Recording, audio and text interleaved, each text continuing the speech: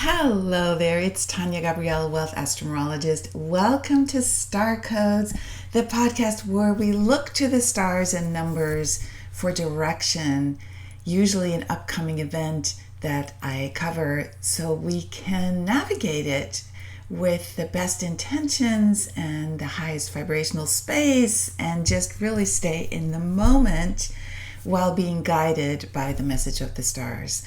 So this event that I'm covering now, part of it has already been activated, and then there's another part that is about to be activated depending on when you watch the video. So we're going to cover two trines, a mini grand trine between the outer planets and a grand trine between two inner planets and Saturn. And these are happening concurrently at a very pivotal time, right in eclipse season. So they literally give us a guidepost with which to actually turn to for harmony and peace and everything that brings us into our heart versus being anxious and in a space of extreme anxiety about what may be unfolding and is unfolding externally. So let's start with the event that's already ongoing, and that is the mini grand trine between Uranus, Neptune, and Pluto. This was activated right at the start of eclipse season, the Pisces eclipse with the sun in Virgo that happened on September 17th, 18th. And during that eclipse, the sun joined the mini grand trine and created a grand trine. So it was a really important moment to bring us into this space we are now.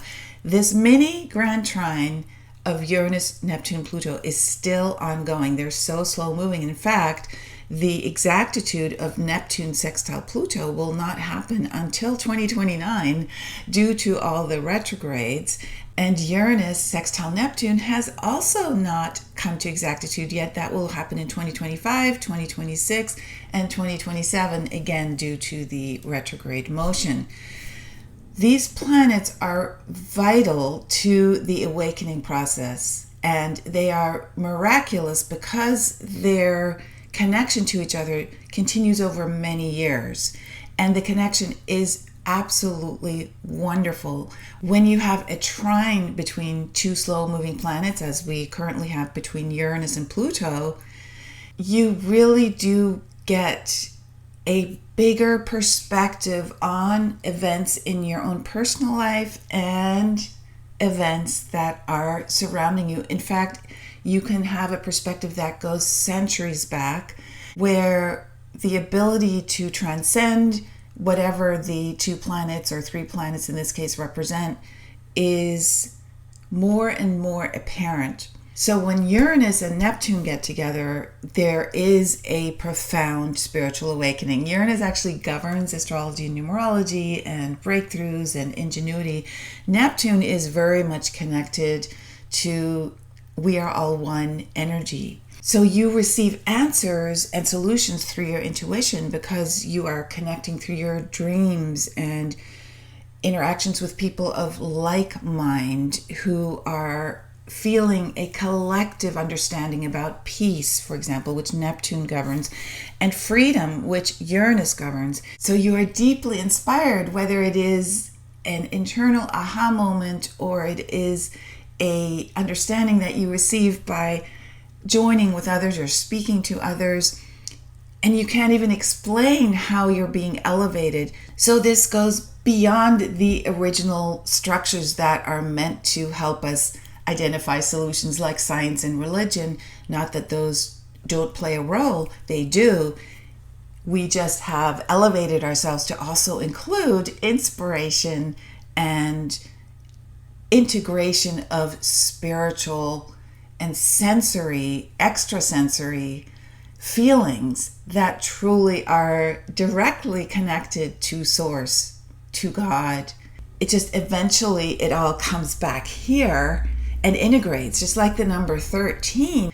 We have 12 months and we have 12 hours, and 12 really encompasses astrology with the 12 signs. But yet there is the number 13 that's connected to Venus. And 13 is the divine feminine. And this is where we're all returning, is the feeling center. We're bringing the sacred masculine and divine feminine into balance at this time. And the number 13 is the middle. It's the point. It's the integration point of the 12. The 12 houses in astrology each feature a certain part of our life on Earth, representing everything from your personal to the interpersonal, to the career, to the home, to the spiritual, to money and health and everything in between. And the 13 is the dot in the middle where it all integrates. So again, this mini grand trine is a point of integration.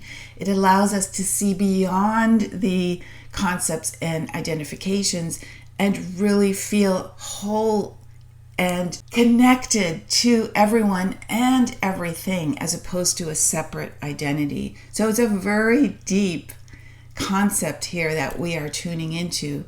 And then, of course, Pluto plays a part in this mini grand trine between Neptune, Uranus, and Pluto as well.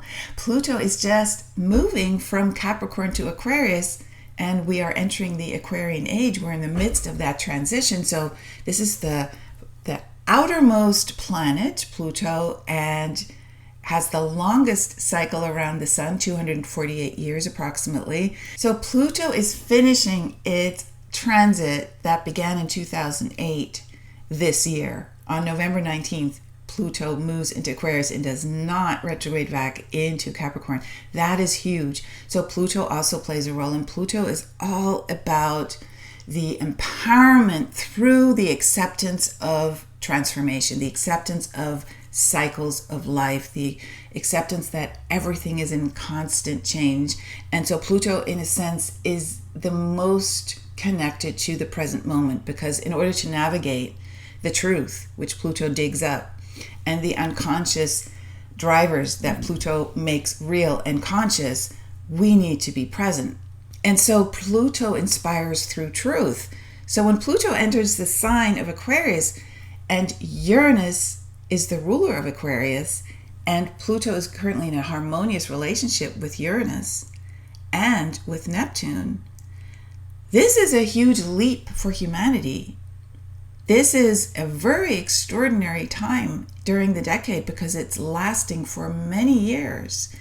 And these old systems and beliefs that were written in stone and you couldn't veer from for fear of being excommunicated, or the control of the doctrine over others, in other words, is totally dissipating now, and you are being empowered to go and move into an approach that is totally inspired and loving and caring, and does not leave out the heart anymore. The heart is an integral part of being a human being. That word being is absolutely important. We are not just human doings, which we know how to do very well. We're all constantly doing. We are also human beings. And this mini grand trine is making us aware, how are we being? So then we have the other actual grand trine that is much shorter lived. It actually will last just for about a week and a half, and it is about to come into fruition on September 29th, 30th, and that is between Venus and Mars and Saturn. This is a water grand trine, meaning all three planets are in water signs, and it will be awakened and exact during the Libra solar new moon eclipse on October 2nd. It actually begins on the 29th of September, moves through early October, and really lasts until October 6th. And it's a beautiful moment. First of all, the water signs are the most intuitive. The water signs are connected to our feelings.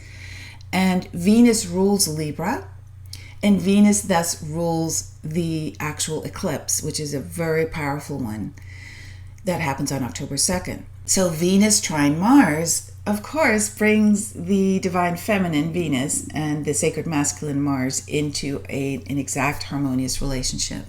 And it awakens the natural yearning for love and affection, and you forge a connection with others that is very meaningful on a deeply personal level as well. And you can resolve any disharmonies with others. It's much easier when these two planets are in a trine. So creatively, you're very engaged. So what makes this even more deepened and permanent is Saturn. Saturn's the third planet, and Saturn's what we call a planet that hovers with Jupiter in between the really slow-moving planets and the personal planets which move much faster, which are the Sun and Moon and Mercury, Venus, and Mars. So Saturn and Jupiter are sort of the midpoint between these two sectors, and they play a very big role. So when Saturn enters the picture, it indicates that the timing is right. Saturn governs Chronos and time, and Saturn makes things more serious. So with Venus, Saturn makes it a very highly productive period. You take your creativity more seriously, you reap the harvest of past efforts, but you also can start new projects that truly come from the heart and know that they will be long-lasting. Plus, since Venus rules partnerships, it is, after all, the planetary ruler of Libra, which governs intimate relationships. When Saturn comes into a trine with Venus and Mars, there is a cementing of intimate partnerships where you want to have a deeper commitment. And also, if you enter any relationships at this time, they will be long-term or longer relationships, because Saturn makes sure that you are connected to the wisdom of the ages. Saturn is the wise teacher, so you're much more aware of the impact of people on you. And you don't rush into things. You literally observe from the point of view of time, like the cycles of time. So you're connected to that wisdom, the wise teacher.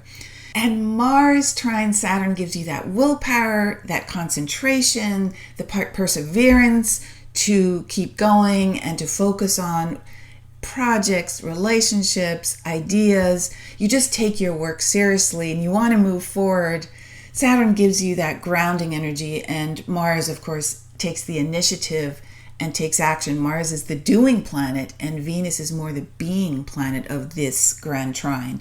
So it's a beautiful, harmonious awakening that, again, is fully activated during a Libra new moon eclipse, new beginnings ruled by the Venusian energy. Venus, the planet connected to the number 13, has 13 phases, is the divine feminine embodied.